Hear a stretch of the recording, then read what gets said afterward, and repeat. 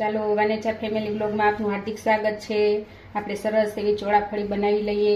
આપણે ચોળાફળી બનાવીને તૈયાર કરી લીધી છે, તો તેને તળી પણ લઈએ। તમારે જો પૂરો વિડીયો જોવો હોય તો આપણે વાનેચા ફેમિલી બ્લોગ ઉપર જઈને વિડીયો ચોળાફળીનો જોઈ લેજો।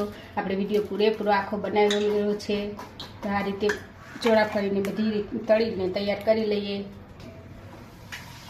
જોઈ શકો છો કેવી સરસ ફૂલાઈને થઈ આપણી ચોળાફળી તૈયાર થઈ ગઈ છે। તો આવી ચોળાફળી તમે ઘરે જ બનાવજો, એકદમ સહેલાઈથી જ બની જતી હોય છે। તમે પૂરેપૂરો વિડીયો જોતા રહેજો। જોઈ શકો છો કેવી સરસ આપણી ચોળાફળી તૈયાર થઈ રહી છે।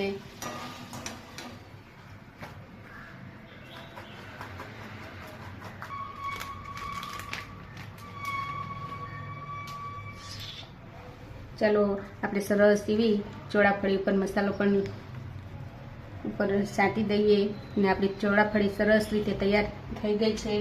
તો તમને મારી આ રેસીપી પસંદ આવતી હોય તો લાઈક, શેર અને સબસ્ક્રાઈબ કરજો। જય યોગેશ્વર, જય માતાજી।